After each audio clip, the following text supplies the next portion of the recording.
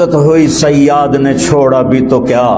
تاب پرواز نہیں راہ چمن یاد نہیں، کہ ایک شکاری گھونسلے سے چھوٹا پرندہ اٹھا کے لایا، پنجرے میں بند کر دیا، وہ جانے یہی میرا جہان ہے۔ ایک دن جب وہ جوان ہو گیا تو شکاری نے آ کے دروازہ کھول کے کہا چل چلا جا اپنے گھر کو، تو بڑی معصومیت سے کہتا ہے تاب پرواز نہیں، مجھے اڑنا نہیں آتا، اور اگر میں کچھ اڑ بھی جاؤں تو راہ چمن یاد نہیں، مجھے اپنے باغ کا، مجھے اپنے گھونسلے کا پتہ نہیں، میں کدھر جاؤں گا۔ اس وقت امت کا یہ حال ہے، کاروبار کا پنجرہ، سیاست کا پنجرہ، پنجرے لگاتے جاؤ جتنے ہیں، اس میں پھڑ پھڑاتے ساری زندگی گزر گئی۔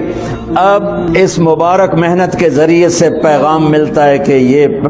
اللہ کے پیغام کو لوگوں تک پہنچانا ہے، تو وہ کہتے ہیں تاب پرواز نہیں راہ چمن یاد نہیں، نہ بھائی ہم نکل سکتے ہیں اور نہ ہمیں پتہ ہے کہ کرنا کیا ہے۔